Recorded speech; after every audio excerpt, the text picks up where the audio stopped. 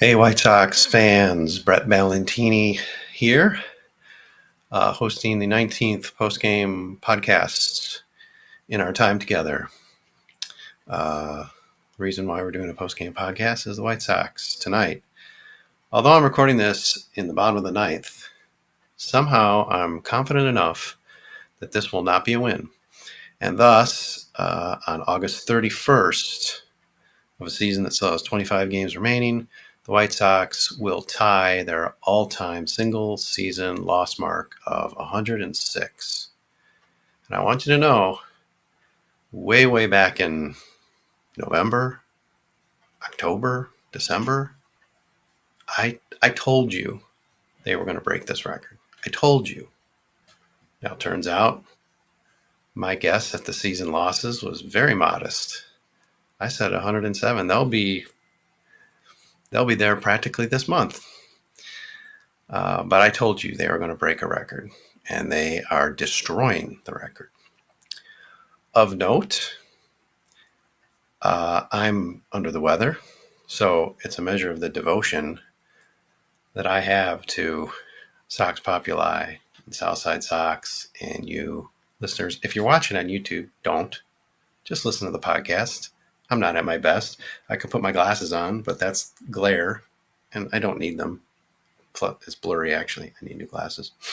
So I won't try to distract you, and I won't use my usual wild gesticulations. And I'll try to keep this sort of short because a lot of what I talk about on this podcast that we sort of have to do. They tied a ridiculous, infamous record that maybe many of us thought would be really hard, if not impossible, to match. That a fact that the White Sox have done it and done it with a month to spare is extraordinary. There's not a soul on the planet who could have predicted this. I think I'm clever because I said that they are going to set an all-time losses mark. Wow, I'm clever.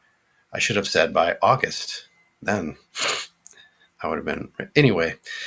See, this is what under the weather. This is what covering the White Sox for 20 years does to you, right?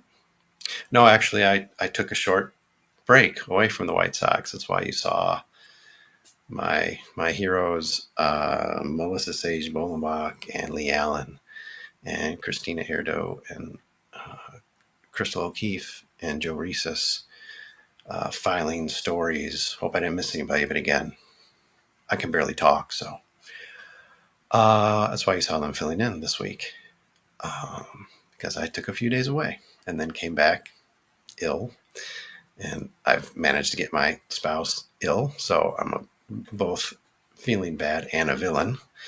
So it's been a great week. Plus, the White Sox didn't win while I was gone. I thought Sunday, which is probably when you're listening to this and not watching it again, turn off your YouTube. Just listen to the podcast. Give me a break, please. I thought there was a chance of an incredible synchronicity coming up on Sunday because a loss there would have made for, well, just listen to this, 4 possible amazing things. 10th straight loss. So that would be a third double-figure losing streak in one season. The White Sox had never even had 2 in 1 year before 2024. It would have been, of course, it could still be, well, it's going to be the record 107th loss. Hello. That's happening. Sorry, not 4 things, 3 things. The third thing that would have made this amazing is the White Sox finally overtaking. At this point, if you've been a dedicated Futility Watch reader, or for some reason you still are on Twitter, don't do that, but okay, I guess you're not making him any money, so whatever, use it, run it into the ground.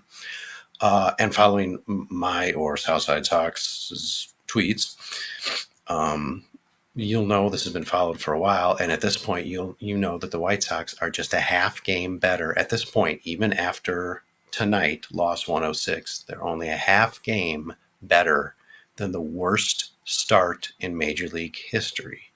That's owned by the 1916 Philadelphia A's, and it would have been great if the A's, say, won their game 137, because then the White Sox would have also become possessed the worst start all time in Major League history. It doesn't happen. But here's a scary thing. The A's get hot. The 1916, the A's of 108 years ago got hot in September, relatively. They finished the season 6-13. At some point, it may be as soon as Monday's game. At some point, if the White Sox keep losing, I mean, obviously, if they keep losing, but at some point, right now, they're pacing a game worse than 1916. So we know right now, pace-wise, by the end of the year, they're going to be the worst. They will have the worst record in Major League history, in modern Major League history, the worst American League record. They will pass this 1916 A's team, dating all the way back to 1899 and the Cleveland Spiders, which we're not counting. But for every year the Major Leagues have existed with the White Sox in it, and we'll even count the 1 year the American League wasn't a major league, 1900. They're worse than any team that's ever played. That's the pace they're on right now. At some point, they're going to pass the A's. Not yet. But the A's have 6 more wins in them. We know that. Do the White Sox? Take a break. Fans First Sports Network will want me to insert an ad. So please be patient. I'm sure this is a fascinating podcast and not at all depressing. And you're not sitting in your car or at home or at your work desk or jogging saying, why is this idiot? It's a sexy, smoky voice, but why is this idiot doing a podcast while ill and about this topic? Well, this is the unmitigated devotion to whatever this is. And here's the thing, we'll probably do another one for 107. So again, just like with I don't know, what was it before when the record losing streak? I don't even remember when the last time we did like a couple back-to-back were, but we're going to do it again. It may literally be back-to-back, Saturday and Sunday. I don't know. Maybe I'll be talking to you with a weak but very radio voice solo to you Sunday. I'm sure that'll be a fascinating listen. Anyhow, hang with me for a minute. I'll come back. We're going to talk about projecting the rest of the season. We're going to talk about all the stats are ugly. There's no positive, uplifting stat here. Even saying there's a season in 2025 is not uplifting at this point, and the White Sox will start 0-0 to begin that season. That doesn't get me excited. Does it get you excited? Anyway, hang with me for a minute. And again, if you're watching on YouTube at this point, please shut it off. Just listen to the podcast. Give a guy a break. Well, hello, White Sox fans. Again, look what the White Sox have done to me. They've made me, I'm rarely ill. They've made me literally ill. But I'm here talking to you about the White Sox because history has been made here on August 31st. Still August, a whole month of the season to play. The White Sox have made history on Saturday night with let's just check in on the game. I was so confident they'd lose. 5-3. This screws everything up about my run differential.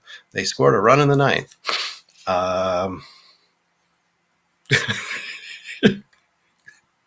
Absolutely White Sox form. Corey Julks grounded into a force out, scoring a run. So they lost only 5-3. That's going to switch up a little bit of what I'm going to tell you here, but hey, whatever. They lost. It's in the books. Let's just look at the box score. They did have an extra base hit tonight. 1 of 9 hits, 8 singles. This team is not only terrible, and this goes hand in hand that their offense is beyond horrid, but it's so punchless. I mean, I don't know how those things don't go hand in hand. So now I'm just getting angry and spitting on the ground for no reason because, of course, if the offense is punchless, they're not going to score runs and vice versa. But the notion that this team averages, as of my count yesterday, I don't know how this changes things, a double and a half per game is what they're averaging. They're averaging 3.1 runs per game, so that's pretty much just nailed it. Their total bases per game, about 11. Let's see, tonight, 10. Wow. White Sox are horrible and consistent. Okay, we have confirmed they've lost. So let's get back to some other stuff. At this point, the White Sox here, I'm changing my stats. These are my Twitter stats. I'm changing them on the fly. White Sox are now 6-36-2 in series this season. Truly unbelievable. They are on the doorstep of their 22nd sweep of the year. They've swept one team one time this year. That's Tampa Bay Rays. Tampa Bay, you might need to be relegated for that. Okay. Another thing I came up with yesterday on the Twitter, again, not recommended you fool around too much there because it's an ugly, ugly place. But if you follow me, you'll see a little bit of stuff about music, probably politics you may not like. Oh no, your fragile virgin ears, and White Sox stuff. So follow me, or follow Southside Sox, whatever, or do neither, or follow Sox Populi, which is where we're transitioning all of our work here on the Fans First Sports Network. But you will get these factoids following me or Southside Sox. I'm just following it through. Next year it'll be on Sox Populi. This year I started on Southside Sox. I'm going to keep it going there. That's how devoted I am to you, dear reader, listener, viewer. Don't view. Listen to the podcast, please. At any rate, geez, what was I saying? I don't even know now. Oh, yeah, another thing I unearthed on the Twitter. Three other teams in history have finished the season with a worse hitting, whatever, player war, not pitching, war than the White Sox. White Sox were negative 8.2. Somehow, yesterday's game, they actually improved. They're only negative 8.1 going into tonight. I'm guessing that might take a step back. I don't know, 9 hits and a double. So let's just assume that holds. There's only one major league team in history worse than that. The 1977 Atlanta Braves, minus 10 hitting war. Right now, the White Sox pace will not catch them, but they are going to come close. I think it's 9.8. Go check my Twitter and confirm that. Any rate, why are we talking about the offense? It's very depressing and horrible. Let's talk instead. Let's wind this up, I guess. Are we going to wind it up? Maybe I'll talk to you all night. It's already been 12 minutes. Good golly. Last time I did a solo podcast, few weeks ago, I did I did a quick and dirty projection of the rest of the season. So let's just see where we're at there. You know, I'm like Joe Projection. I don't know why. Remember a couple of years ago, we projected like the whole second half of the year, seeing if the mediocre 500 Tony La Russa White Sox could actually catch any fire and catch, I don't know, Cleveland or Minnesota. As it turns out, White Sox and Minnesota took a step back. Cleveland actually, they ended up with 91 wins or something. At any rate, I think the original projection was like all the teams be tied. So I guess that was wishful. So this might be wishful. At any rate, they were supposed to get swept against the Yankees. They won one. Puts them one ahead of the pace I gave them. Houston, same deal. So 2 ahead of the pace I gave them. San Francisco, they're supposed to get swept. I was pretty negative coming out of whatever had just happened. The record losing streak? I don't remember. So that's 3 games ahead of pace. But then I also said they split against Detroit at home because was Detroit got to play 4, but no, they got swept in a 4-game series. So that just adjusts them to 1 game ahead of the pace given. And they did not win 1 game against Texas as projected. So they are even with the projection I gave them. If you need reminding, the projection I gave them would have them finish at the time the season 10-33, which, spoiler alert, or to make it really long and stupid and very hard to hear because of the smoky voice, story shorter, is that final record would have basically meant they would be the worst team, modern team ever, break the record for Sox losses, obviously, be the worst White Sox team, so on and so on and so on, right? So they're still right on that pace. I did have them getting swept by the Mets. We'll see what happens tomorrow. Swept at Baltimore, no-brainer. 1 win at Boston, seeming dubious. 1 win hosting Cleveland. They've sort of had Cleveland's numbers, so it doesn't seem that crazy. I thought they'd win 2 out of 3 hosting Oakland. Yeah, okay. Get swept at the Angels of Anaheim and San Diego. Plausible. Would win 2 of 3 hosting the Angels. Seems like a stretch, but maybe. And then winning just 1 of 3, ending the season at Detroit. That seems that they still have how many wins left in them? 1, 4, 6, 7 wins. 7 out of 27 and 18. Ooh, yikes! I don't know. All right, let's go to the numbers. Hold on. I'm going to shift over here to tonight's Southside Sox copy. Can I say Southside Sox on this podcast? I don't know. Obviously, worst 137 game start in Sox history. They are 12 games worse than the previous worst team ever in White Sox history, which is the 1932 team. 12 games worse. That seems even less fantastic now that we're getting into the last month of the season, but they have been like 9-10 games worse than that for quite some time. That 20, whatever, how many games did they lose in a row? 50? That losing streak really set them embarrassingly back. The run differential, I have as 290 tied for the 11th worst. Well, actually, it's 289 now because they scored a run on a fielder's choice. So that needs to be adjusted, but 13th, let's say, worst of the season. 13th worst in history, meaning something like 2,680 teams that have played have had a better run differential at this point, which is, if I don't have to tell you, that's like virtually every team that's ever played Major League Baseball in every season. Season record pace, it's hard for a loss to adjust that at this point. You need to lose like about 3 games to lower the pace. So again, they are stuck at 37 and 125. They are now franchise all-time 13 games under 500. I tell you, they are digging a hole it's going to be hard to get out of. I think I said it was 2031 they'd get out of it, and I would argue that is the most optimistic outlook. Or maybe they start next year 20-1. Okay. Race to the worst modern record, playing all 162 games. That is owned by the 2003 Tigers, 43 and 119. Sox are 6 games behind that pace right now. They've nearly clinched that. Let's be honest. They need to finish 13 and 12 to not break that mark. The White Sox are not going to finish 13 and 12. The worst modern record, again, the Mets played 162 game season in their first year, expansion year, but 2 games, I don't know, ties, didn't get played, whatever.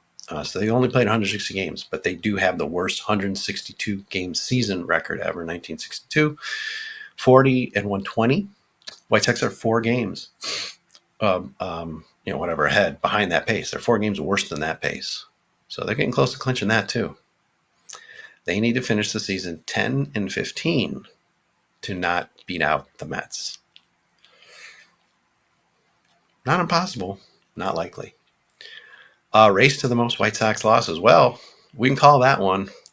They have equaled the record. Now, if they finish 25 and 0, if they win out September, which would be a pretty awesome story, let's face it, that would be remarkable. Chris Guest would get 1 vote from somebody clowning as GM of the year. But if they did go 25 and 0, they would merely tie the 1970 team for most losses all time.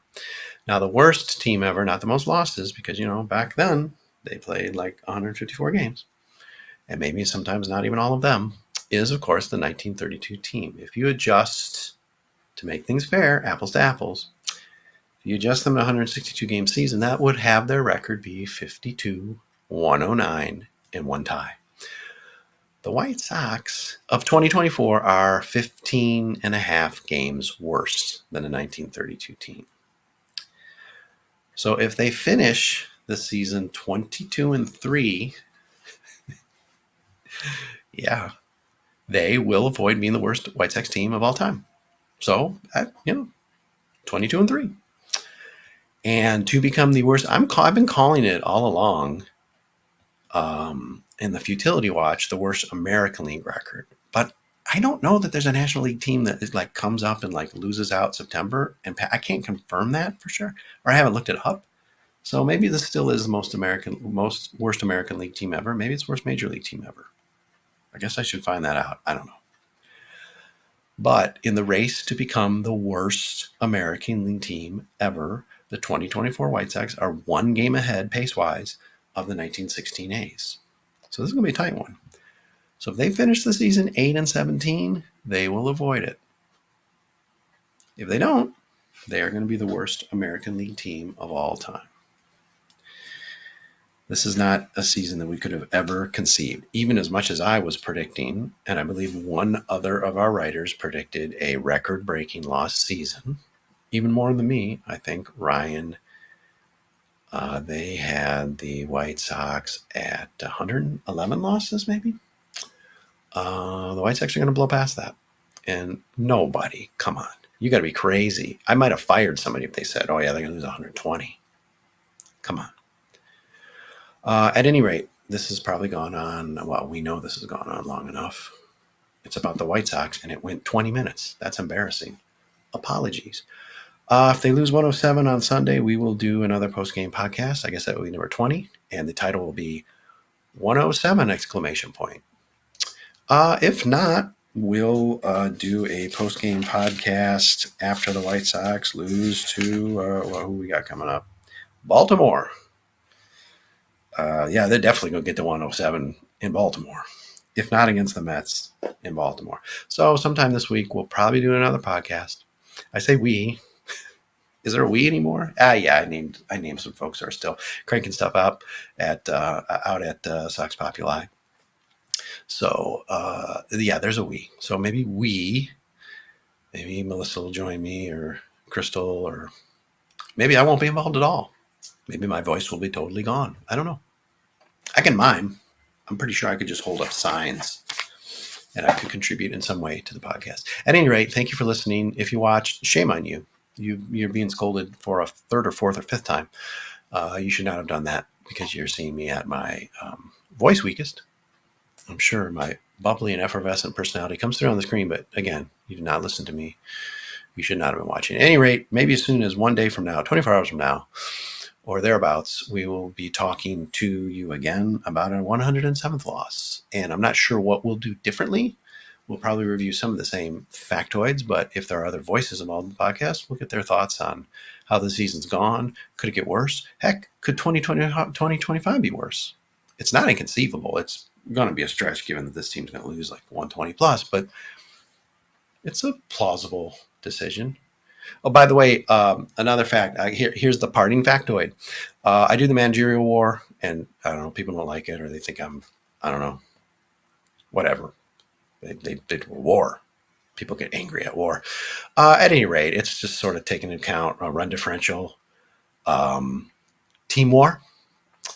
At any rate, I've done it for every season in White Sox history to determine what manager, you could say front office, maybe it's not managerial, front office war, intangible war, weather war, traveling accommodations war. I don't know. Manager seems to be the biggest off-field factor of anything, right? Okay.